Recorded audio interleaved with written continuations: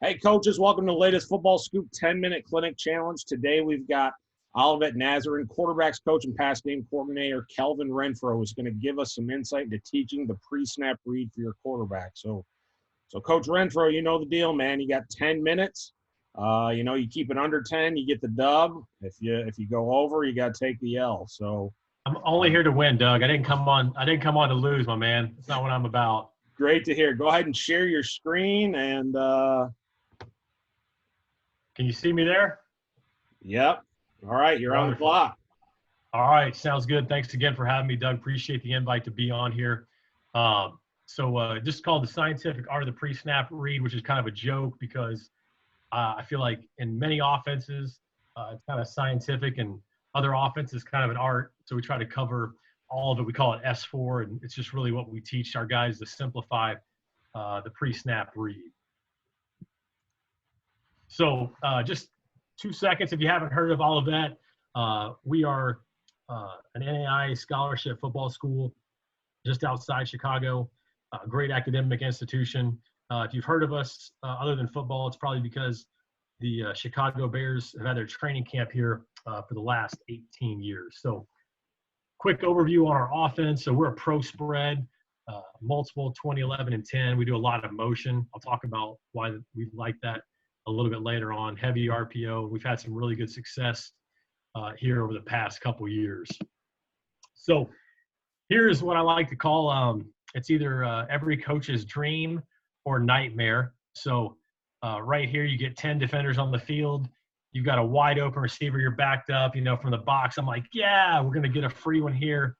But we've got a run play called, trying to get out a little bit. And without taking a pre-snap here, I'm sure Jim Harbaugh coached Colin Kaepernick to actually take a pre-snap, but he doesn't. And he's going to turn around and hand this thing off for a 1-yard loss instead of taking his pre-snap and firing it out there. So this actually happened to me in the state championship game when I was a high school coach. I asked the quarterback when he came off, I said, hey, man, why do you throw it to the wide open dude? And he said, well, coach, you never told me to look over there. We were heavy RPO, and he was just finding his read key. And so I was like, all right, that's great. I got to give him something to look at. So what is perfection? A pre-snap checklist, depending on the offense you run, could be over 15 items. So I want you to take a deep breath. I want you to see the sticks, know the situation. What's the box counts? If you're running the ball, we've got a 3 technique. Do we got a 7? What does that look like? Our alignment, are we good? Check the safeties, check the corners. Have you ID'd the read key? What's the linebacker leverage? Is there a hot threat? Do we have a safety stacked over for a blitz? Do you need to audible? Check the safeties to confirm again. Do we have motion? Send the motion. So you can see these things. We're trying to get all that just to snap the ball, and asking a young quarterback to get through all that, just say, hey, get through all of these. It's probably not going to be great. It's chaos, right? So I love this quote by Socrates. I can teach anybody to anything. I can't teach them anything. I can only teach them to think. So what I want to do is give my guys a system and a structure that creates simplicity in a way that they can get through the pre-snap, because there's a lot of stuff. So I want to give them clear expectations.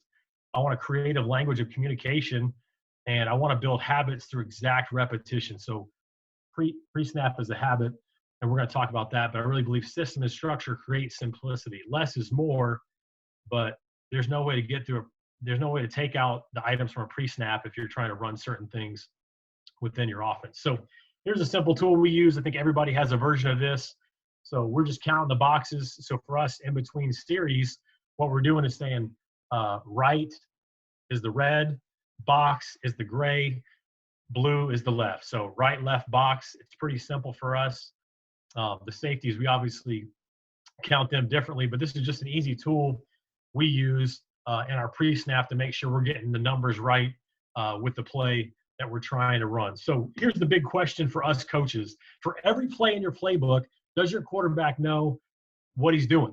Does he know what he's looking for to make a timely and good decision to put you in a position to win that play? So based on the formation, based on the play, based on the alignment, does he know what he's looking for to make a good decision? So I have to look at myself, and we got to look at ourselves and say, what are we accountable for? So have you given them the answers so that they know what that pre-snap progression checklist framework should look like.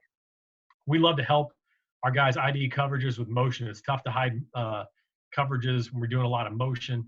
And then preparation. Are you putting in the time to give them what they're going to see versus multiple fronts so they know what looks different? Are you giving them a weekly game plan with film examples where they can look at their look on there and see that? And for each play, what are they specifically looking for to make that play successful?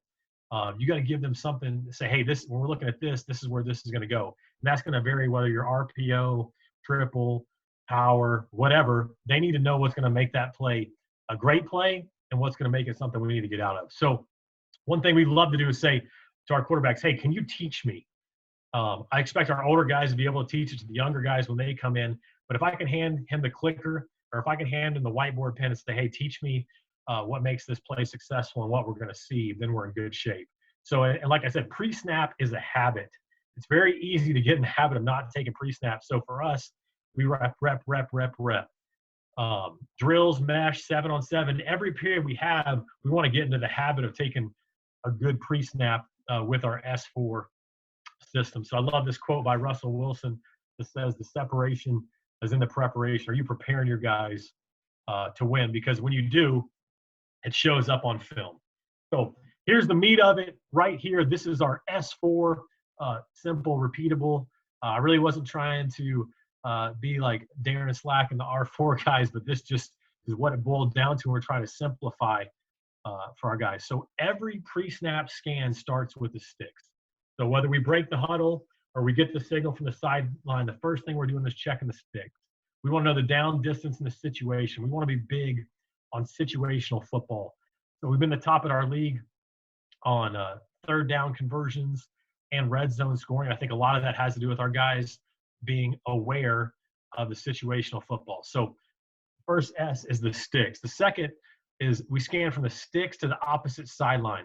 So in the picture I showed earlier, if Colin Kaepernick had scanned the field just like we do on every play, he would have seen an uncovered receiver. He would have been take the snap, take a step back, fire it out there, and get a couple yards. So what we want to do in this scan is we're looking at the boxes, we're checking for a gift, and we're seeing if there's a pressure alignment. So a lot of those things we're trying to combine into one quick, solid scan from the sticks to the sideline. So the next, once we get to the scan, is we want to be to the specific key area that make this play win. So what we're trying to do here is say, hey, if you look in the picture below, if we were trying to run speed option to the left, this is not a good look. A double overhang with a guy lined to head up on our tackle, that's not a great look for speed option. Now, if we want to switch it and run to the right, that's a good look, but we need to make sure we're getting our eyes to the place that is going to make the play win. So we go sticks, sideline, specific, and we end every scan with the safeties. That has a lot to do with coverage ID, but also it helps us identify any run support. So that safety is going to come down and be the seventh man in the run fit. So run or pass, every scan we're ending with safeties just for consistency. And we teach our guys, we always want to get that read key in your peripheral vision.